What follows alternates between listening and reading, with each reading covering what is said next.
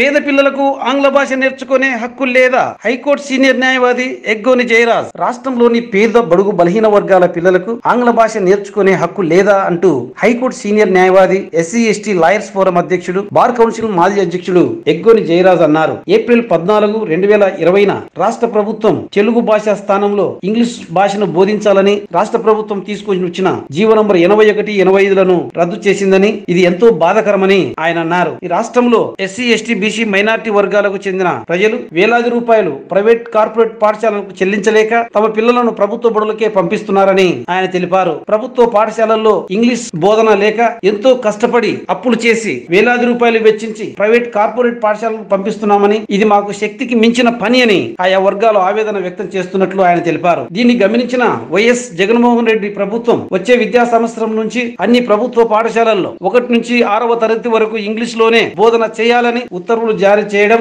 దానికి అనుగుణంగా విద్యాశాఖ చర్యలు తీసుకోవడం తెలిసినటువంటి విషయమేనని ఆయన అన్నారు. ప్రభుత్వ పాఠశాలల్లో ఇంగ్లీష్ బోధనలో క్లాసులు నిర్వహిస్తే ప్రైవేట్ కార్పొరేట్ పాఠశాలల స్థితిగతులు అధ్వాన్నంగా మారుతాయని, పిల్లలు తగినంత స్థాయిలో చేరరనే ఒక దుర్మార్గమైనటువంటి ఆలోచనతో హైకోర్టులో రాష్ట్ర ప్రభుత్వ నిర్ణయానికి వ్యతిరేకంగా పిటిషన్ వేసి ఆయా జీవోలను రద్దు చేయించారు అని ఆయన ఆవేదన వ్యక్తం చేశారు. ఇది ఒక విధమైనటువంటి కుట్రనేనని, పేదలకు బడుగు బలహీన వర్గాల పిల్లలకు ఆంగ్ల భాష అందకుండా చేయడమే వీరి ఉద్దేశమని ఆయన ఆవేదన వ్యక్తం చేశారు. తరతరాలుగా పేద బడుగు బలహీన వర్గాలకు చెందినటువంటి సమాజం మీద ఒక సామాజికమైనటువంటి దాడులు జరుగుతూనే ఉన్నాయని, ఇప్పుడు కూడా పేదలకు ఆంగ్ల భాషను అందించే క్రమంలో దాన్ని అడ్డుకోవడం కూడా ఒక సామాజికమైనటువంటి వివక్షగానే మేము భావిస్తున్నామని ఆయన తెలిపారు. ఎవరైతే ఈ రాష్ట్రంలో పేదలకు బడుగు బలహీన వర్గాల పిల్లలకు ఆంగ్ల విద్య అందకుండా అడ్డుపడుతున్నారో అలాంటి వారికి తగిన సమయంలో బుద్ధి చెప్తామని ఆయన హెచ్చరించారు. డియర్ ఫ్రెండ్స్, గత 3 రోజులుగా సోషల్ మీడియాలోను, పత్రికల్లోను, టీవీల్లోను ఇటీవల అంటే 14వ తారీఖున, ఏప్రిల్ 14వ తారీఖున ఆంధ్రప్రదేశ్ హైకోర్టు ఆంధ్రప్రదేశ్ ప్రభుత్వం జారీ చేసినటువంటి జీవో 81 and 85 అంటే ఈ primary schools, upper primary schools లో అన్నిట్లో కూడా government and aided management schools లో medium of instruction conversion from Telugu to English medium ఉండాలని చెప్పి జీవోలు పాస్ చేసిన దానిపైన జారీ చేసినటువంటి తీర్పు పైన మనం చాలా పెద్ద ఎత్తున చర్చ జరుగుతా ఉంది. సరే, ఎవరు ఫైల్ చేశారు? డాక్టర్ శ్రీనివాస్ గుంటుపల్లి, అదేవిధంగా రామపట్ల శ్రీనివాస్, సుధీష్, వీరిద్దరు ఎవరు, వారి వెనుక ఎవరు ఉన్నారు, ఇవి ఫైల్ చేయడంలో, రిట్స్ ఫైల్ చేయడంలో వాళ్ళ ఉద్దేశం ఏంటి, ఇదంతా చర్చిస్తున్నారు. బానే ఉంది, నా విషయాలకు నేను పోవడం లేదు. Whatever may be their intentions, but the judgement has come. మరి ఇది ఈ సంఘంలో, సమాజంలో ఉన్నటువంటి దళిత, పీడిత, బడుగు బలహీన వర్గాలు, వెనుకబడిన వర్గాల వారి యొక్క విద్యార్థులకు చిన్నప్పటి నుంచే ఇంగ్లీషు భాషా ప్రావీణ్యం ఇవ్వాలని చెప్పేటువంటి ఒక మంచి ఉద్దేశంతో జగన్మోహన్ రెడ్డి గారి ప్రభుత్వం జారీ చేసినటువంటి జీవోలపైన ఈ తీర్పు వచ్చింది. మరి ఈ తీర్పు పర్యవసానంగా ఈరోజు ఏం చేయాలి, దీనిపైన మనం ఆలోచన చేస్తే తీర్పులో ఉన్నటువంటి ముఖ్య అంశాలను మనం గమనించాలి. తీర్పును సమగ్రంగా మనం పరిశీలిస్తే ఈ యొక్క జడ్జిమెంట్ ఏదైతే వచ్చిందో అది మెరిట్స్ పైన కాకుండా చాలా వరకు టెక్నికాలిటీస్ పైన పోయినట్లుగా మనం కనపడతాం. ఇప్పుడు ఆ పిటిషనర్స్ వాళ్ళిద్దరు ఏదైతే ఫైల్ చేశారో వారు ఈ తెలుగు భాషా సంస్కృతికి పెద్ద దెబ్బ తగులుతుందని, తర్వాత విద్యార్థులకు లేకపోతే తల్లిదండ్రులకు వారికి నచ్చినటువంటి మీడియం ఆఫ్ ఇన్స్ట్రక్షన్ లో చేరేటువంటి హక్కు ఉందని, అదేవిధంగా భారత రాజ్యాంగంలోని ఆర్టికల్ 19 మరి 350 వీటన్నిటికీ కొన్ని ఆర్టికల్స్ వాళ్ళు 21 వీటన్నిటిని కూడా రైట్ చేస్తూ ఈ స్ఫూర్తికి విరుద్దంగా ఉందని, అదేవిధంగా section 29 of right to education act దానికి విరుద్దంగా ఉందని, సెంట్రల్ పాలసీకి విరుద్దంగా, ఎడ్యుకేషన్ పాలసీకి విరుద్దంగా ఉందని, అంతేకాకుండా 1982 ఏపీ ఎడ్యుకేషన్ యాక్ట్ అక్కడ సెక్షన్ 73 అండ్ 74 వీటన్నిటికీ విరుద్దంగా ఉందని చెప్పేసి దీన్ని మీరు కొట్టేయాలని చెప్పేసి వారు రిట్ ఫైల్ చేశారు. ఒకటి మనం గమనించాల్సినటువంటి విషయం ఏంటంటే, అర్జీదారులు ఎవరు, వారి బ్యాక్గ్రౌండ్ ఏంటి. అంతేకాకుండా సెంట్రల్ గవర్నమెంట్ కూడా ఈ యొక్క రిట్ పిటిషన్స్ లో రెండిట్లో కూడా రెస్పాండెంట్ గా ప్రతివాదిగా చేర్చారు. మరి సెంట్రల్ గవర్నమెంట్ యొక్క వాదన ఏంటి? సెంట్రల్ గవర్నమెంట్ ఆంధ్రప్రదేశ్ ప్రభుత్వం యొక్క వాదనతో ఏకీభవించింది అంటే లేదు. Central government has filed a counter affidavit opposing and stating that it is in violation of the Right to Education Act. RTA act కింద తర్వాత సెంట్రల్ లెజిస్లేషన్ కు దీనికి వ్యతిరేకంగా ఉందని చెప్పి ఈ యొక్క జీవోలను కేంద్ర ప్రభుత్వం స్వయాన ఆంధ్రప్రదేశ్ హైకోర్టు వారి ముందు కౌంటర్ అఫిడవిట్ దాఖలు చేసి ఈ జీవోలను మరి వ్యతిరేకించినటువంటి వాస్తవాన్ని కూడా మనం గుర్తుపెట్టుకోవాలి. ఇక్కడ మనం ఆలోచించాల్సింది ఈ జడ్జిమెంట్ వీళ్ళు రిట్ పిటిషన్ చేసిన తర్వాత హైకోర్టు వారు ప్రతివాదుల యొక్క కౌంటర్ అఫిడవిట్లు అన్ని తీసుకున్న తర్వాత ఒక 5 అంశాలపైన ఒక 5 అంశాలను ఏర్పరిచారు. ఈ 5 అంశాలపైన ఏ విధమైనటువంటి చర్చ జరిగి తర్వాత ఫైనల్ గా judgement. That's what's called the points for consideration issues అంటారు. సరే 1, 2, 3 ఇష్యూస్ ఈ చరిత్ర, భారతదేశ చరిత్ర, ఋగ్వేద కాలం నుండి భాషా సంస్కృతులు, అదేవిధంగా మరి స్వాతంత్రం రాకముందు బ్రిటిష్ వాళ్ళు వచ్చిన తర్వాత ఎలా జరిగింది, మహమ్మదీయుల పాలనలో ఎలా జరిగింది, అదేవిధంగా స్వాతంత్రం వచ్చిన తర్వాత what are the post independent developments and ఇవన్నీ కూడా ఆ 3 పాయింట్స్ లో సుదీర్ఘంగా చర్చించారు హైకోర్టు వారు.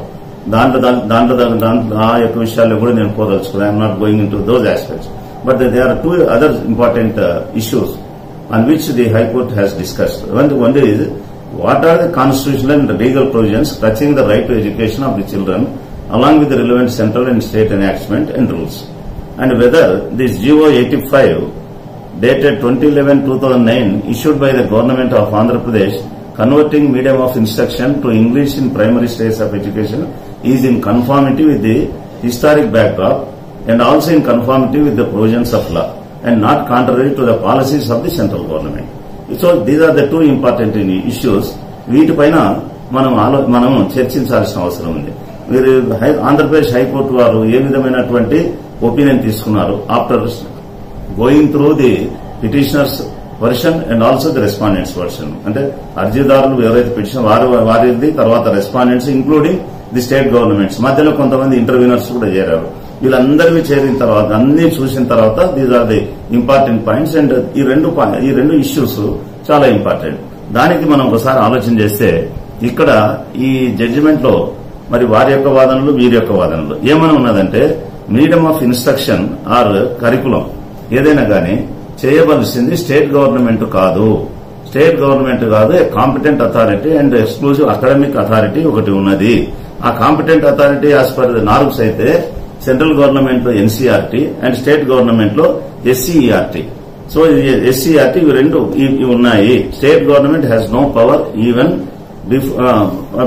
పవర్ లేదు. తర్వాత మనం ఇక్కడ నెక్స్ట్ వాళ్ళు తీసుకునేది ఏమంటే ఇప్పుడు ఏదైతే ఉన్నదో ఈ యొక్క ఇంగ్లీష్ మీడియం లోనికి కన్వర్షన్ చేసడానికి అసెంబ్లీలో ఒక బిల్లును ప్రవేశపెట్టి ఆ బిల్ నంబర్ 62/2019 ఆ బిల్లు ప్రవేశపెట్టి దాన్ని అసెంబ్లీ పాస్ చేసిన తర్వాత, కౌన్సిల్ పాస్ చేసిన తర్వాత ప్రెసిడెంట్ గారి అసెంట్ పంపించారు.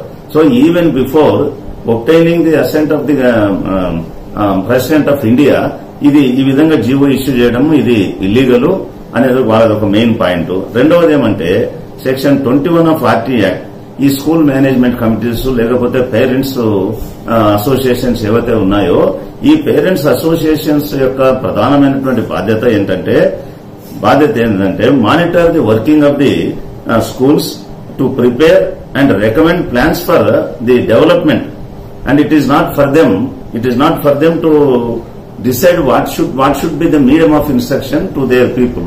కాబట్టి వీళ్ళు ఏదైనా స్కూల్ కమిటీస్ కానీ పేరెంట్స్ కమిటీస్ కానీ వారు ఏదైనా కానీ స్కూల్ పురోగతికి ఏదైనా వాళ్ళు సలహాలు, సూచనలు, ప్లాన్స్ ప్రిపేర్ చేయాలి కానీ ఏ మీడియం ఆఫ్ ఇన్స్ట్రక్షన్స్ లో పిల్లలు చదువుకోవాలనే దానికి వారికి చెప్పేదానికి అధికారం లేదు. ఎందుకంటే ఇక్కడ ఆంధ్రప్రదేశ్ స్టేట్ గవర్నమెంట్ వారు పేరెంట్స్ కమిటీస్ యొక్క రెజల్యూషన్స్ కూడా తీసుకుని so majority 90% of the parents committees of the government schools and management schools they have recommended to convert the medium of instruction from Telugu to English medium అని that was the one of the ground అని చెప్పినందువల్ల ఈ section 21 RT act వాళ్ళు దీన్ని కూడా coat చేస్తూ ఇది parents కమిటీకి అటువంటి అధికారం లేదు అనేది. నెక్స్ట్ వచ్చేసి article 35 of the constitution to run the linguistic and minority education institutions. So ఇవన్నీ కూడా దీనిపైన ఇప్పుడు ఈ యొక్క వీళ్ళు ఏమంటారంటే ఎట్ వన్ స్ట్రోక్ మీరు ఈ విధంగా కన్వర్షన్ చేయడం వల్ల the right of the linguistic minority educational institutions and management is affected and therefore it is in violation of article 350 of the constitution. Then మళ్ళీ ఒకటి చెప్పేది ఏమంటే ఇది section 91 of RT act, right to education act కు వ్యతిరేకము. ఎందుకంటే ఇప్పుడు మనం ఏపీ ఎడ్యుకేషన్ యాక్ట్ కూడా మీరు AP education of act of 1982 దాంట్లో అమెండ్మెంట్ చేయాలి. అమెండ్మెంట్ చేసేదానికి మనం బిల్లు పాస్ చేశాము 62/2019 ఆన్ 16/12/2019 అక్కడ పాస్ అయింది. ఇది కూడా ఇది contrary to the provisions of RT act.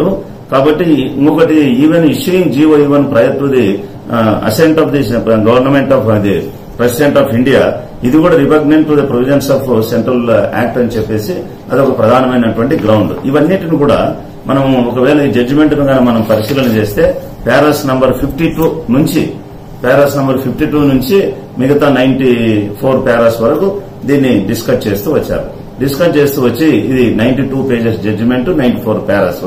దీన్ని డిస్కస్ చేసినప్పుడు దాంట్లో పారా నంబర్ 61 లో వీరు మళ్ళీ గ్రౌండ్ వాళ్ళు కూడా దానిపైన డిస్కస్ చేసి దీంట్లో ఈ సెంట్రల్ గవర్నమెంట్ వాళ్ళు కౌంటర్ వేస్తూ ఆ కౌంటర్ ను మెన్షన్ చేశారు para number 61 of the judgment లో that central government is opposing this move by the state government stating that it is contrary to the spirit of section 29 clause 2 of RT act అని central government వారు oppose చేశారు. మరి central government వారు oppose చేస్తే counter affidavit వేసినప్పుడు కొంత మనము దీనిపైన రాష్ట్ర ప్రభుత్వం వారు కూడా ఆలోచించాల్సినటువంటి విషయం ఉన్నది. తర్వాత పారా నంబర్ 64 లో ఈ పెరుగుదల ఆఫ్ జీవోని చూస్తే అంటే మనం చదువుతూ పోతే మరి the mind of the honourable court how they come to the conclusion that these are in violation of central rules and also the constitutional provisions అనే దానికి వచ్చినారంటే ఆ జీవో ఇష్యూ చేసినప్పుడు ఆ జీవోను ఒకసారి పెరుగు చేసినప్పుడు దాంట్లో ఏమని ఉన్నదంటే ఇది అకాడమిక్ అథారిటీ ఎవరైతే కాంపిటెంట్ ఉన్నారో అంటే స్టేట్ ఎడ్యుకేషనల్ ఎస్సీఆర్టీ, ఆ తర్వాత ఇప్పుడు రాజీవ్ విద్యా మిషన్ అంటారు మనం ఇక్కడ రాజీవ్ విద్యా సర్వశిక్ష అభియాన్, వీళ్ళు కరికులమును దాన్ని డిసైడ్ చేయాల్సినటువంటి వాళ్ళు కాకుండా నువ్వు స్ట్రైట్ గా గవర్నమెంటే ఆ పవర్ తీసేసుకుని ఈ విధంగా చేయడం వల్ల అకాడమిక్ అథారిటీని ఓవర్రూల్ చేసి ఈ మీడియం ఆఫ్ ఇన్స్ట్రక్షన్ దీనివల్ల it also violated section 29 clause 2 of RT act అనేది దాంట్లో పారా నంబర్ 64 లో స్పష్టంగా చెప్పడం జరిగింది. మరి అదేవిధంగా మళ్ళా ముందుకు పోతే ఈ యొక్క సుప్రీంకోర్టు జడ్జిమెంట్ వివిధ సందర్భాలలో ఈ రైట్ టు ఎడ్యుకేషన్ యాక్ట్ కింద తర్వాత ఈ right of minority institutions or లేకపోతే మేనేజ్మెంట్స్ దాని కింద సో ఈ మీడియం ఆఫ్ ఇన్స్ట్రక్షన్స్ పైన వీటన్నిటిపైన వచ్చినటువంటి జడ్జిమెంట్స్ ను కోట్ చేస్తూ ఇక్కడ పారా నంబర్ 71 లో కోర్టు వారు ఏమన్నారంటే child or on his behalf his parents are Guardian has right to freedom of choice with regard to the medium of instruction as at the primary stage in the school. అంటే ఈ school యొక్క primary stages లో so court ఏమన్నారంటే the ground of the government that medium of instruction ఏదైతే వీళ్ళు చేశారో English లో ఇది in the benefit of citizens అనేది అది కూడా ఈ సుప్రీంకోర్టు వివిధ సందర్భాల్లో ఇచ్చినటువంటి తీర్పులకు విరుద్దంగా ఉంది. Medium of instruction shall be as far as possible in children's mother tongue అని సుప్రీంకోర్టు వారు ఇచ్చారు. మరి ఇక్కడ ఈ సెక్షన్ 29(2) ఎడ్యుకేషన్ యాక్ట్ ఏదైతే ఉందో దాన్ని కూడా medium of instruction Telugu continuing in the state for decades together as at primary and upper primary school level and it is in favour of the state అని మీరు స్టేట్ గవర్నమెంట్ వారు ఏం చెప్పారంటే దీంట్లో ఒక పాయింట్ కూడా వాళ్ళు తీసుకున్నారు. ఏమనుందంటే దాంట్లో సెక్షన్ 29(2) లో యాజ్ ఫార్ యాజ్ ప్రాక్టికబుల్ అనే దానిపైన మేము తీసుకుని ఈ ప్రాక్టికాలిటీని దృష్టిలో పెట్టుకుని మేము ఇంగ్లీష్ ఈ మీడియం ఆఫ్ ఇన్స్ట్రక్షన్ తెలుగు నుండి ఇంగ్లీష్ కు కన్వర్ట్ చేశామని చెప్తే అది మీరు అనుకున్నది దీనికి అప్లై కాదు, మీరు ఈ సందర్భాల్లో మీరు మిస్కోట్ చేస్తున్నారు. కాబట్టి this is not a ground for you and as far as practicable అనేది it can not be interpreted in favour of the state government position. కాబట్టి ఇది డిస్క్రిషనరీ పవర్ ఇచ్చినట్లు కాదు, మీరు ఆ విధంగా దీన్ని చేసుకునే దానికి లేదు. So that power is not entrusted to you, is not given to you. Kabatti you can't take the shelter under the clause as far as practicable under section 29(2) అనే దానిపైన మరి హైకోర్టు వారు చెప్పారు. తర్వాత ఇది article 19 19(1) Clause 8 of the Constitution అంటే right to practice ఇక్కడ ఉన్నది మనకు fundamental right of practising profession or carry on any occupation or trade or job అనేది ఒకటి ఉన్నది. అంటే every citizen has got his own right provided it does not violate the clause article 19 unless it is contrary to the article 19(6). మరి దీనిపైన ఇక్కడ మరి ఈ విధంగా ఉన్నప్పుడు పేరెంట్స్ గాని వారి యొక్క పిల్లలకు గాని వాళ్ళకు ఎక్స్క్లూజివ్ గా fundamental right to choose the medium of instruction. కాబట్టి దీవి ఎట్లా హౌ అంటే వీళ్ళు చెప్పేది ఏమంటే సుప్రీం హైకోర్టు వారు ఈ యొక్క పారామీటర్స్ లోకి ఆర్టికల్ 19 పారామీటర్స్ లోకి మరి ఇది కూడా చేరుతుంది అని చెప్పి దానికి ఏంటంటే సరైనటువంటి nothing has been brought on record to demonstrate how schools of all managements can be converted into English medium schools affecting their fundamental rights running in such institutions, whether it is not in violation of Article 19 అన్నది దానిపైన కూడా అది చూపించలేదని. మరి ఈ విధంగా వీరు discussion చేస్తూ ఈ కాన్స్టిట్యూషనల్ లీగల్ ప్రొవిజన్స్ తో పాటు మరి పాయింట్ నెంబర్ 5 కూడా వాళ్ళు మాట్లాడుతూ ఆర్టికల్ 21 ఆఫ్ ది కాన్స్టిట్యూషన్ అందరికీ కూడా తెలిసినట్లు compulsory education from the age of 6 to 14 and as per section 7(3) of 1982 మన ఏపీ ఎడ్యుకేషన్ యాక్ట్ ప్రకారం కూడా children's between 6 to 14 shall be important education by the competent authority. ఈ బై ది కాంపిటెంట్ అథారిటీ అనేది ఈ GO in not in with the section 3 and section 4 of the 1982 AP education act అనేది కూడా ఉన్నది. అంటే the crux of the issue is that this decision has not been taken by the assigned authority SCERT గానీ లేకపోతే రాజీవ్ విద్యా machine గానీ లేకపోతే NCERT ఇవన్నీ గానీ అంటే section 29 of education act has not been complied, has not been the requirements of that act has not been met అనేది ప్రధానమైనటువంటి ఇది తీశారు. తర్వాత పారా నంబర్ 81 లో అక్కడ కూడా ఈ ఏపీ గవర్నమెంట్ వారు మనం ఈ బిల్లును ఏదైతే పాస్ చేశారో ఆ బిల్లును పాస్ చేసి ప్రెసిడెంట్ గారి అసెంట్ కు పంపించారు. So far it has not been received the assent. So even before ఆ విధంగా change of medium of instructions ఈ కాంపిటెంట్ అథారిటీ యొక్క రికమెండేషన్స్ లేకుండా అంటే ఎన్సీఆర్టీ గానీ ఎస్సీఆర్టీ గానీ who has to decide the curriculum and medium of the instruction and it's not the state government. And if you want to take that the state government cannot grab that power by the proposed amendment and amendment అనేది కూడా దానిపైన తీసుకోవడం జరిగింది. కాబట్టి technicalities పైన ఈ యొక్క మరి జడ్జిమెంట్ వచ్చిందని చెప్పి నేనైతే భావిస్తా ఉన్నాను. మరి పారా నంబర్ 85 లో కూడా para number 85 of the judgment మీరు ఒకసారి చూస్తే para number 85 of the judgment లో it is in contravention of provisions of 29(2) of RT act and section 7 clause 3 and clause 4 of 1982 act. It is తర్వాత ఏమంటారంటే it is merely a government order, it's only a GO, and if it is taken as an executive instructions, ఇది కేవలం ఒక executive instructions గా మాత్రమే తీసుకోవాలా. ఒకవేళ అట్లా తీసుకుంటే that it cannot survive as it is contrary to the provisions of the act అన్నది హైకోర్టు వారి యొక్క ఒపీనియన్. మరి దీనిపైన మనము ఆన్ ది హోల్ మనం చూసినప్పుడు the intention of the government is not found fault or the objective of the initiative taken by the government is not found fault. But only thing is certain technical and legal requirements are not fulfilled or not complied with అనేది దీంట్లో మనకు బాగా కనపడతా ఉంది. ఇంకొకటి ఏమంటే పారా number 87 లో నిజమే స్టేట్ గవర్నమెంట్ వారు కోర్టు వారి ముందు వాదించినారు. కోర్టు వారి ముందు అఫిడవిట్ లో గానీ తర్వాత దీంట్లో గానీ వాదించారు. ఏమని ఈ decision this decision taken by the state government is to help the poor, particularly the scheduled castes and scheduled tribes and other weaker sections to compete with other sections of the people by getting a proper instruction by way of English medium schools and run by the state government and also the managements అని చెప్పేసి వాళ్ళ యొక్క మంచి ఉద్దేశాన్ని అక్కడ అది చెప్పినారు. కానీ బట్ దాంట్లో ఏమంటారంటే ప్యారలల్ గా ఇంగ్లీష్ మీడియం స్కూల్స్ నడుస్తా ఉన్నాయి, తెలుగు మీడియం స్కూల్స్ నడుస్తా ఉన్నాయి గవర్నమెంట్ దాంట్లోనే. సో పేరెంట్స్ గానీ తర్వాత లేకపోతే స్టూడెంట్ గానీ చైల్డ్ గానీ has got the choice of opting English medium are Telugu medium. So when there is an option for them already existing, and where is the need to totally suddenly overnight converting all the Telugu medium schools into English medium schools? That is also an objection, and that they say that this is also in violation of Article 46 of the Constitution of India. అంటే 46 లో మనము article 46 కింద అందరికీ సమానంగా తీసుకొని వచ్చేదానికి government can take measures అనేది ఉంది కానీ ఉందని చెప్పి మనం వాదన చేస్తే know that cannot we cannot take shelter under article 46 of the constitution అని చెప్పి మరి కోర్టు వారు అట్లా కూడా చెప్పారు.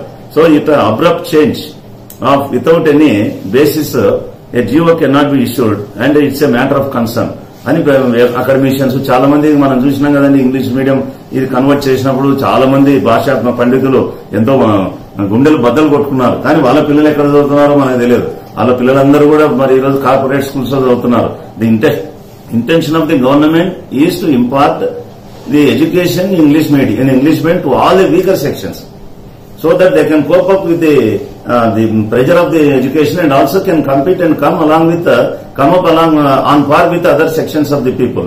ఈ రోజు ఎవరైతే తెలుగు భాష అభిమానంగా పెంచిద్దామంటున్నా మరి ఈ రోజు రొమ్ములు కొట్టుకుంటున్నారో లేకపోతే ఈ రోజు జడ్జిమెంట్ వచ్చినందుకు ఈ రోజు వాళ్ళు సంతోషపడి ఈలలేస్తున్నారో వాళ్ళందరి యొక్క పిల్లలు ఎక్కడ చదువుతున్నారో వాళ్ళు ఆలోచన చేయాలి. Only the thing is that this was a decision which has been taken without having completed the whole gamut of the situation and ఎట్లా ఏ రకమైనటువంటి పరిస్థితులు వస్తాయి దాని అన్నింటినీ పరిగణలోకి తీసుకుని ఒక ఆలోచన పూర్వకంగా దీన్ని సమగ్రంగా అధ్యయనం చేసి రాసి ఉంటే ఒకవేళ కోర్టు వారు ఇటువంటి రిమార్క్స్ కూడా కామెంట్స్ కూడా చేసి ఉండేవారు కాదని చెప్పి నేను ఒక న్యాయవాదిగా భావిస్తా ఉన్నాను. దీంట్లో మరి ఈ రోజు ఏం చెప్పారంటే ది ఫైనల్ గా పారా నంబర్ 91 లో the total lack of application of mind on the part of the state government to the various constitutional provisions and also the central acts. Central education policy, central education policy ఉన్నది. Any policy must be state education because it is in the concurrent list. Concurrent list లో ఉంది కాబట్టి both central and state government have got power to take necessary steps in accordance with the needs of their own states. But the thing is, when there is some difference between state decision and also central decision, naturally central decision will prevail. So ikkada ivanni kuda before converting all the Telugu medium schools into English medium schools, had the government taken the precautions to go through all the existing enactments, ఏదైతే ఉన్నాయో loss ఉన్నాయో central rules ఉన్నాయో వాటన్నిటిని చూసి ఈ section 29 of RT act లేకపోతే section 7(3) of AP education act amendment చేసేటప్పుడు ఇవన్నీ కూడా మనం ముందుగా తీసుకొని అవన్నీ చూసుకొని చేసి ఉండింటే ఏమాత్రం కూడా సమస్య ఉండేది కాదు. ఫైనల్ గా మరి ఇప్పుడు అందరూ మనం చర్చలు జరుగుతా ఉన్నాయి. జరిగి మొత్తానికి ఫైనల్ గా వచ్చేసి lack of application of mind అన్నారు.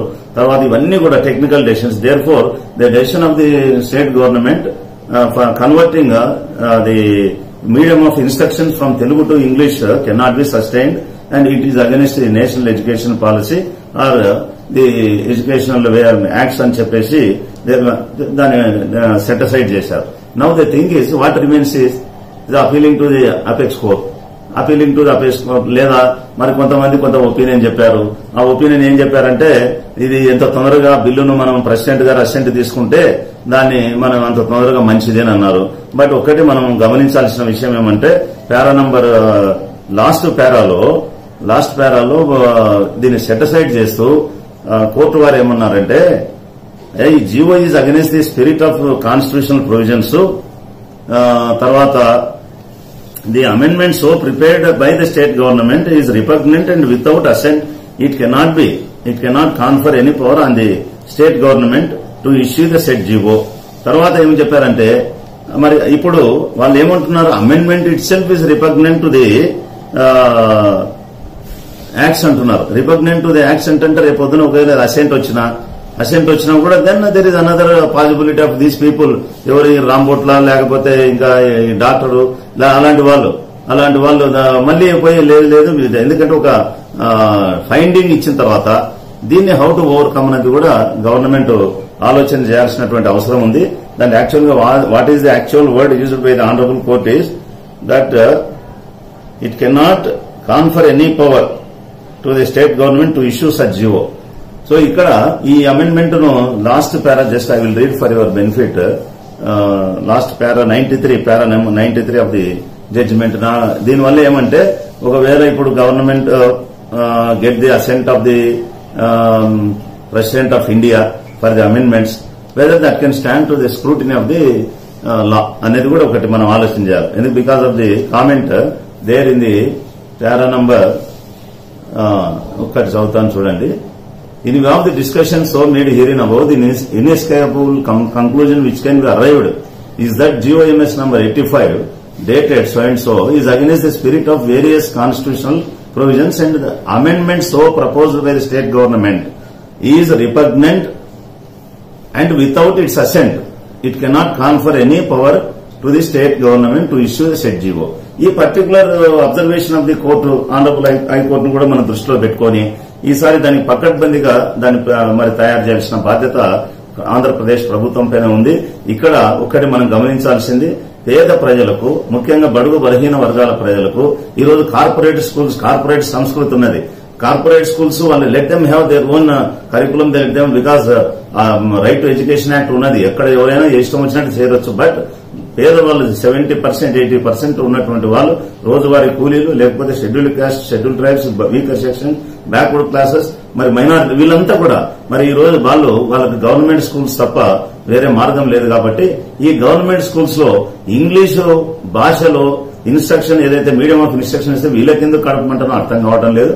అయినా కూడా ప్రభుత్వం దీన్ని నాకు తెలిసి they will not live as rightly set by the honourable education minister of AP that they will go in appeal. Not only going to appeal, before going into the appeal, let us once again analyze all the observations made by the Honorable High Court of AP in referring to various constitutional provisions and acts and the policies. ఇవన్నీ చేసుకున్న తర్వాత లాక్యునస్ ఏదైనా ఉంటే ఆ technical lapses అన్ని కూడా correct చేసుకుని once again we can place the bill before the honourable AP Legislative Assembly. Nothing prevents the government.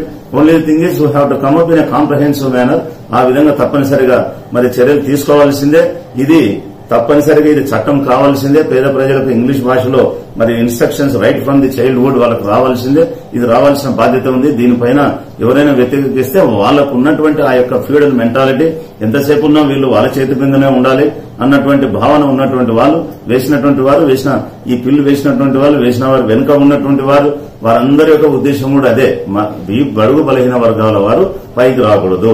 నేను ఒకటి చెప్తా ఉన్నాను, టెక్నికల్ పాయింట్స్ పైన ఈ యొక్క జీవోలను కొట్టేసినారు తప్ప the intent of the government was never found fault by the honourable high court of AP at anywhere in the judgment. ఆ 94 పారాస్ లో 92 పేజెస్ జడ్జిమెంట్ లో ఎక్కడ కూడా no motives were attributed to the state government. And so we salute the state government for taking this very progressive step, and let them fight this and let them continue this. And because use all the sources available in the law and also the constitution, because constitution never forbids any state government for taking any welfare measure. Directive principles of state పాలసీలో ఉన్నటువంటిది, అదేవిధంగా fundamental rights లో ఉన్నటువంటిది.